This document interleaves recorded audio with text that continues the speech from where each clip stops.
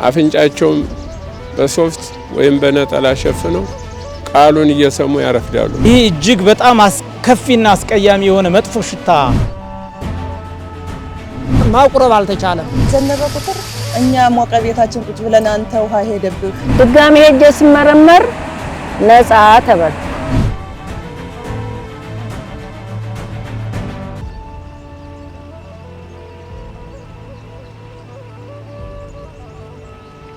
ይህ የምታየው ኖርማል ወንዝ አይደለም። የሽንት ቤትና የተለያዩ የከብቶች ጽዳጅ የመሳሰለ ፍሳሽ ነው።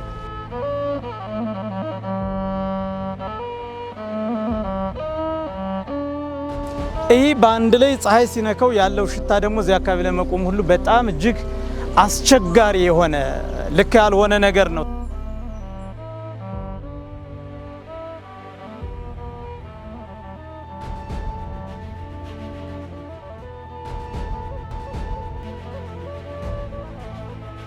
እንደምታዩት እንግዲህ እዚህ ውስጥ ለውስጥ ጎርፉ ከላይ የሚመጣው ጎርፍ በቀጥታ ቤተክርስቲያን ውስጥ ለውስጥ ነው የተቀደሳቱን አጥለቅልቆ አልፎ እንደዚህ ለመከላከያ የሰራነውን ግንብ ንዶት እንደምታዩት በጣም ደርምሶት ነው የሄደው።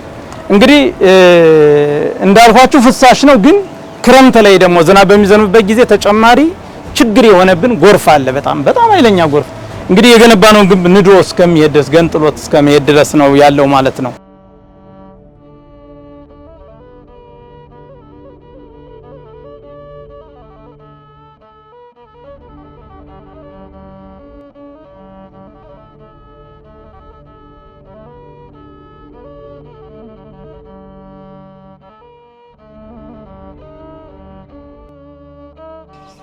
በቃ ሁሌ አሁን በዘነበ ቁጥር እንመጣለን ለማየት እሱን ጠርገን በቃ እኛ ሞቀ ቤታችን ቁጭ ብለን አንተ ውሃ ሄደብህ እባክህ አንተ የራስክን ቤት ስራ እባክህ ቅዱስ ገብርኤል እያን ሁሉም መጡ አልቅሶ ውሃውን ጠርጎ ነው የሚሄደው። በጣም ሲዘንም በጣም ከባድ ነው። ውስጡ ሁሉ ያፈሳል። ኮርኒሱ ሁሉ ተበላሽቷል፣ ያፈስበታል። ቤተክርስቲያኑ ጥበት አለው። እንደ ልባችን አንቆምም። ካህናት በሚቆምበት አብረን ተቀላቅለን ነው የምንቆመው እና ስፋት ቢኖረው ሴት ባንድ ፊት ተካህናት ጋር እንቀላቀል። አሁን እየተቀላቀልን ነው ኪዳን የምናደርሰው ማለት የምንቆመው። ስለዚህ ቤተክርስቲያኑ ሰፋ ብሎ ቢሰራ ይሄ ችግር አይኖርም ነበር። መገፋፋት ያው ትንፋሽ ምናምን ስላለ መገፋፋት ስላለ ያ ችግር አለ ማለት ነው።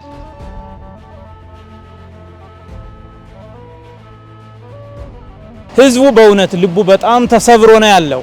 ቤተልሔም ውስጥ ቤተክርስቲያን ውስጥ ጠዋት ላይ ካህናቱ ሌሊት 9 ሰዓት ለአገልግሎት በሚከፍቱበት ሰዓት የቤተክርስቲያኑ ሽታ ከጣኑ መዓዛ ይልቅ ይህ እጅግ በጣም አስከፊና አስቀያሚ የሆነ መጥፎ ሽታ ያለበት ሁኔታ ነው ያለው። ይሄን 2 ወሩን ቅዳሴ ላስቲክ እየጠለድ ነው ስናስቀድስ የነበር። ጥላ እየተያዘ ነው ሲቀደስ የነበር። ምክንያቱም የለም ያለውን ታውታላችሁ ፈርሷል፣ ፈራርሷል፣ ተፈርሶብናል እና በዛ ምክንያት ማስቀደስም አልቻልንም። እንደገና ሌት መተን አስቀድሰን ማቁረብ አልተቻለም። የተቋቋመበት ቦታ የሽንት ቤት ፍሳሽ የሚሄድበት ቆሻሻ የሚሄድበት አካባቢ ነው። ይህንን ቤተክርስቲያን ሁላችንም ልንታደገው ይገባል። ሽታው የወንዙ ሽታ በጣም ያስቸግራል። ህፃናቶችን ለማቁረብ አዛውንቶችን ለማቁረብ ልንቆርብ በምንመጣበት ጊዜ ቅዳሴ በሚደረግበት ጊዜ ኃይለኛ ሽታ በዚህ በኩል እያለፈ ሁላችንንም እያወከን ነው። እንዲያው የተቋቋሙ ብፁዕና ተክርስቲያን እምነታቸው በጣም የጸኑት ግን አፍንጫቸውም በሶፍት ወይም በነጠላ ሸፍነው ቃሉን እየሰሙ ያረፍዳሉ። በብዛት በሽታ የተከ ያልቻለ ትቶ ይሄዳል። ሌላው አስም እንደዚህ የተለያየ ተጓዳኝ በሽታ ያለበት አልችል እያለ አቋርጦ እየሄደ ነው ያለ። ለምንድን ተሽታው የተነሳ ተሽታው ብዛት ተሽታው እናት የበዛ ስለሆነ ነው። አይኑ ማየት የማይችል አይነ ስውር ዳብሷት፣ ጆሮ መስማት የማይችል መስማት የተሳነው ከሩቅ በሚጣራው ሰላምን በሚሰጥ የጣና ሽታ በአፍንጫ የሚለያት ቅድስት ቤተክርስቲያናችን እዚህ ሰፈር መገለጫዋ ተቀይሯል።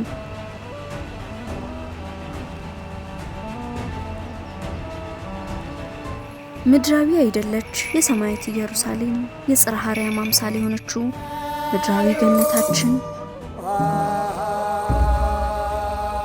በዚህ በምናየው ቦታ በሚካረፋ ሽታ ታጥራለች።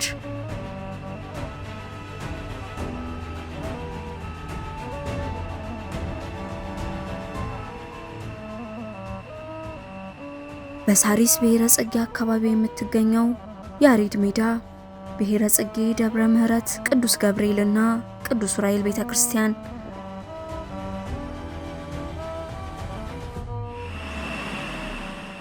ከጀርባዋ በወንዙ ውስጥ ከሽንት ቤትና ከከብቶች በረት በሚለቀቅ አፍንጫን በሚሰነፍጥ ፈሳሽ ቆሻሻ ከፊት ለፊቷ በሚገኘው የጋራ መጸዳጃ ቤት ሽታ ተከባ በግለሰብ መኖሪያ ጓሮ ተሸጉጣ ትገኛለች። የውስጥ አገልጋዮች ከ50 ያላነሱ ካህናቶችን ሀገረ ስብከቱ መድቦ ማህሌቱም ሰዓታቱም ቅዳሴውን በአግባቡ እየተከናወነ ቢገኝም ትልቅ ተግዳሮትና ችግር ሆኖ ያለው ግን ቤተክርስቲያኗ በጣም ትንሽ ናት። እንደምታደሳሳ ጎጆ ናት። ሲቀጥልም ደግሞ በችኮላ የተሰራች በመሆኗ ፍሳሹ በጣም በከፍተኛ ሁኔታ ለምሳሌ ቅዳሴ በሚቀደስበት ሰዓት ዝናብ ሲዘንብ ጥላ መንበሩ ላይ ተይዞ ቤተ መቅደስ ውስጥ በከፍተኛ ሁኔታ እያፈሰሰ ማህሌትም ቆራቢያኑ እየተቸገሩ ያሉበት ሁኔታ ነው ያለው። የሚያገለግሉ ካህናት ደሞዝ የላቸውም፣ የሚበሉት የላቸውም፣ የሚጠጡት የላቸውም፣ የሚለብሱት የላቸውም፣ ድሆች ናቸው። እኔ ባለ አቅም ብዙ ውጣ ውረድ ለመወጣት ሞክር ያለው በሌለኝ ነገር ደሞዝ እንኳን አለ ቢባል የለም ነው። ደሞዝ ምንም ነገር እንደሌለ ነው። ለበረከት ብለን ስልጣነ ክህነታችን ስለሚያስገድደን እውቀት ሰምረት ለነገ ጠዋት ደግሞ ተስፋ አድርገ ነው በተስፋ ነው መቼም ኦርቶዶክስ ሆኖ ተስፋ አይቆርጥምና በተስፋ ነው ያገለግልን ያለ ነው። ህዝቡ ግን ያሳዝናል። በጣም ምስኪን ሰፈር ነው። ተቀብሎናል፣ ያከብሩናል። ነገር ግን ይህችን ብቻ ነው ችግራችን ያለ ነው። የሽንት ቤት ተፋሳሽ የሚወርድበት ሽታው በጣም የሚከረፋ ካህናት ሌሊት ሰዓታት ሲቆሙ እየከረፋቸው እየሸተታቸው እየበከላቸው ሰዓታት ሲያደርሱ ቅዳሴ ሲያደርሱ በቅዳሴም ጊዜ ሽታው እየገባብን ያው እጣን እየገዛነ ሽታውን ለመመለስ ብዙ ወጭ ነው ያደረግነው።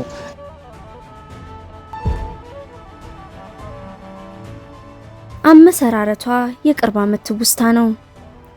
ከ2 ዓመታት በፊት በ2015 ዓመተ ምህረት በመንግስት ፍቃድ ለእምነት ተቋማት መገንቢያ ቦታ ሲታደል ላፍቶ አካባቢ ያሬድ ሜዳ ለዚህ ቤተክርስቲያን መስሪያ ይደርሳል። ከጊዜ በኋላ ግን የቀድሞ ቦታ ለልማት ስራ ይፈለጋልና ተለዋጭ ተብሎ ይህ ያሁኑ ስፍራ ተሰጠ። የድሮ ሃይላንድ ፋብሪካ ጀርባ ላይ ያለው የስፍራ ለቤተክርስቲያን መስሪያነት ሲሰጥ በቅርባቸው ጭንቀታቸውን የሚነግሩበት ቤተክርስቲያን ያልነበራቸው ምዕመናን ደስታቸው ወሰን አጣ። በካህናት ተባርኮ አገልግሎት የተጀመረበት ጸበልም ብዙ ተአምራትን ማድረግ ጀመረ።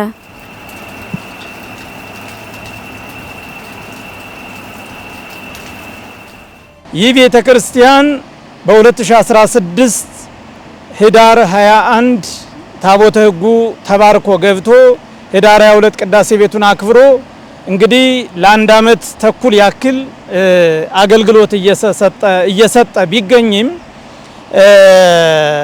አገልግሎቱ ግን በከፊል ብዙ ችግሮች ያሉበት ነው። ቤተክርስቲያኑ ተመጣ ጀምሮ ብዙ በረከት አግኝተንበታል።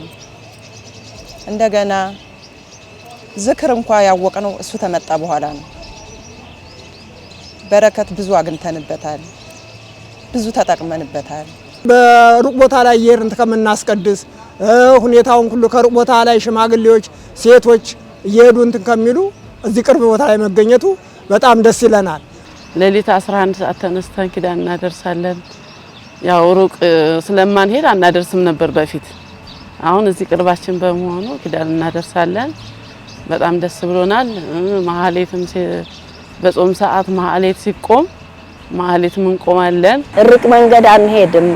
እድሜያችንም እየቀጠለ ስለመጣ ትልቅ ክብር ምስጋና ነው ለቀይ አፈር ያመጣልን ለወረዳ 10 ቤተክርስቲያኑ በዚሁ በመተከሉ በጣም ደስ እያለን በጣም እየተደሰት ይህም እንግዲህ እንደምታዩት በዚህ በኩል ሴቶች በዚህ በኩል ወንዶች እየገቡ የሚጠመቁበት ጸበል ቤት ነው። ራሱን የቻለ ጸበል የለንም። የሚገርማችሁ ነገር ቦታው የፈውስ ነው።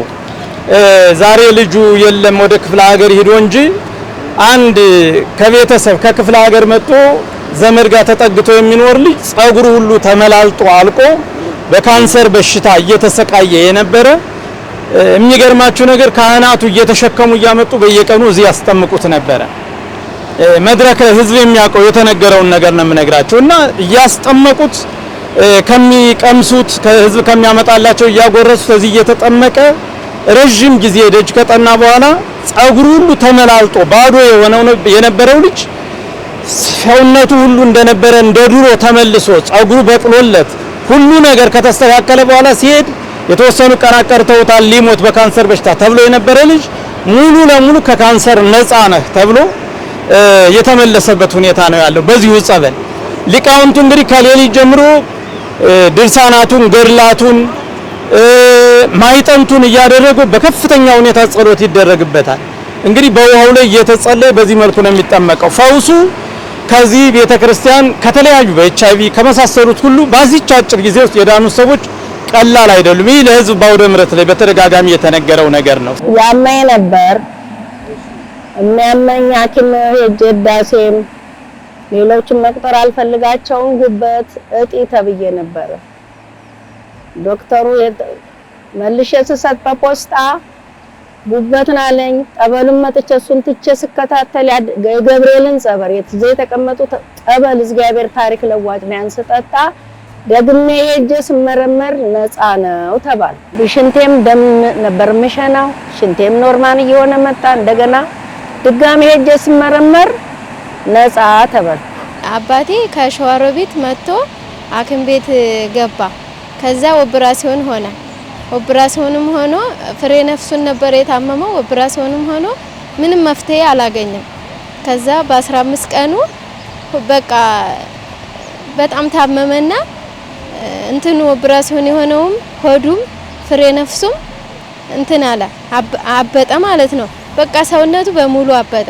ከዛ ሌሊት እዚህ መጥቼ እንደነገ ገብርኤል ነበር ቅዱስ ገብርኤል አንተ አድንልኝ እኔ አቅም የለኝም አንተ አድንልኝ አታዋርደኝ ብዬ አፈሩን ከዚህ እምነት ሳይሆን ከዚህ ዘግኔ ሌሊት ኪዳን መጥቼ ዘግኔ ሄጄ ባቡና አረጋይ ጸበል በጥብጬ ሆዱን ቀብቸው እና አጠጣሁት።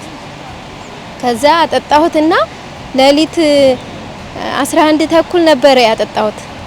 ከዛ ልክ ተኛ። እኔ ደግሞ ድምጹ ጥፍት ሲልብኝ አይ ሞቷል ብዬ ሳየው እንደዚህ ስዳብሰው ነፍሱ አለ። ልክ ሌሊት 12 ሰዓት ጠዋት 12 ሰዓት ሲነጋ ያ ያበጠው ሆዱ ሙሽሽ ብሎ ፍሬ ነፍሱም ያበጠው ፍሬ ነፍሱም ሙሽሽ ብሎ ተሽሎት ከዛ ዳንኩ። ከዚህ በኋላ ሐኪም ቤት አልሄድም ብሎ ተሻለው። እግሬን ያመኝ ነበር ስተጎኔ ራሴንም እግሬንም ያመኝ ነበር። ጠበሉን ሲጠመቅ በጣም ነው የፈወሰኝ የዳንኩት እምነቱ እና በጠበሉ በእምነቱ በቅባ ቅዱሱ በትምህርቱ በሱ ተፈውሻለሁ።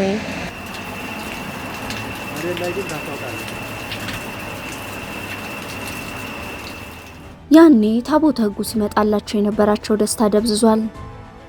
የቤተ ክርስቲያናቸው ተደራራቢ ችግሮች ቀን ተሌት ረፍት ነስቷቸዋል።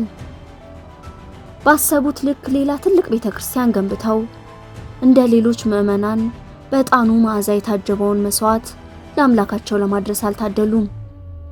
ከመጥፎ ሽታ ባሻገር የአገልግሎቱ ተግዳሮቶች መብዛት አገልጋዮቹን ብቻ ሳይሆን ደብራችንን ለቀን አንሄድም እስከ መጨረሻው አብረን እንቆያለን ላሉት ኦርቶዶክሳውያን አማኞችም መፍትሄ የሌለው ጭንቀት ሆኗል። ይህ ወንዝ በባለሙያዎች ሲጠና እታች ድልድይ ያለ ከሱ ጀምሮ እስከ ላይ ድረስ ያለው ምርጫ በኮንክሪት ዳርና ዳር ሰርቶ ከላይ ጣሪያ በማልበስ ውስጥ ለውስጥ ፍሳሹ ቆሻሻው እንዲያልፍ በማድረግ ሽታውን ማስወገድ የሚቻለው በዚህ ብቻ ነው።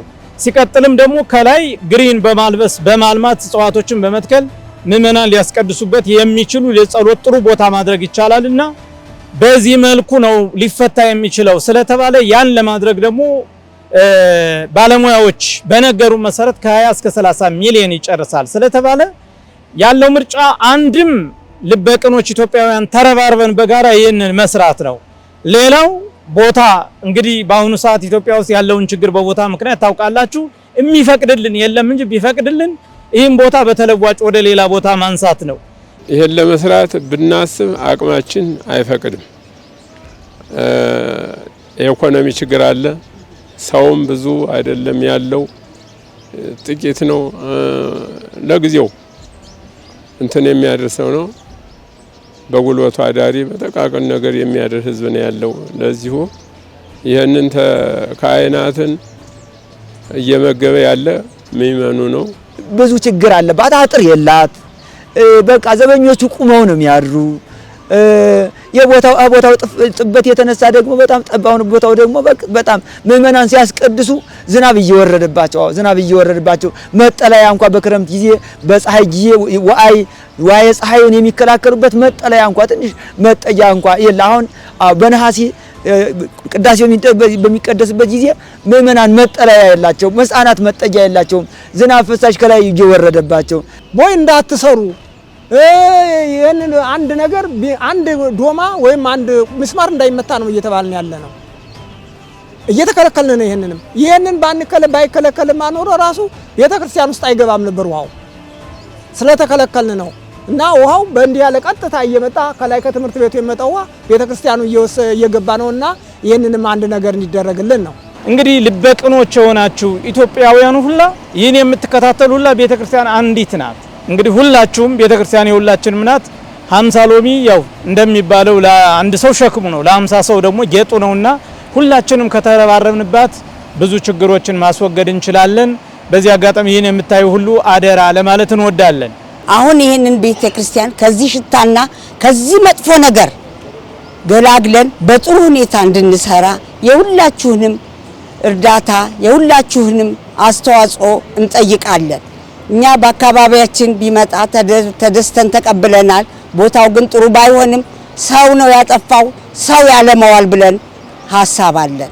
የተዋህዶ አማኞች ያው ቅዱስ ገብርኤልን ብላችሁ ቅዱስ ዑራኤልን እመቤቴ ኪዳነ ምሕረትን ብላችሁ እርዱን እና የቤተክርስቲያን መሰራት ስላለበት ሁላችሁም የምትመለከቱት ሁላችሁም ተባባሪ ሆናችሁ እርዱን ነው የምለው።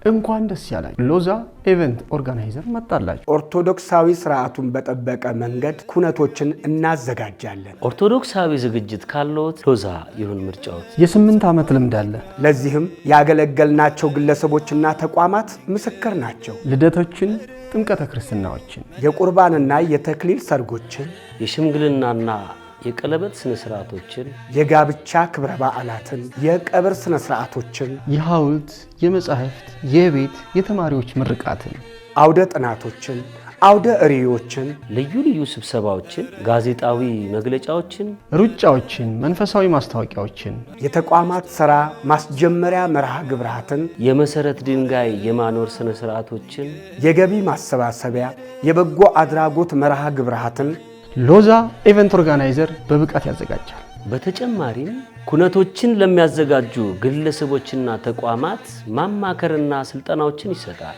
በልዩ ልዩ ዝግጅቶች ላይ ቃል የተገቡ የቃል ኪዳን ሰነዶችን ተከታትሎ ይሰበስባል። ለተለያዩ ተቋማት፣ ማህበራትና ግለሰቦች የሚዲያ ንቅናቄዎችን ይመራል። ወደ መንፈሳዊና ታሪካዊ ቦታዎች የሚደረጉ ጉዞዎችን ያዘጋጃል፣ ያስተባበራል። በሎዛ ኢቨንት ኦርጋናይዘር ውብ ይሆናል ሁሉም ነገር። ሎዛ አያውቅም ዋዛ። ሎዛ አያውቅም ዋዛ። ሎዛ አያውቅም ዋዛ። ሸክሞትን እንሸክማለን፣ ድካሞትን እንደክማለን። በwww.betaloza.com ይጎብኙ። ከስር ባለው ስልክ ቁጥር ቢደውሉ ያገኙናል። ሎዛ ኢቨንት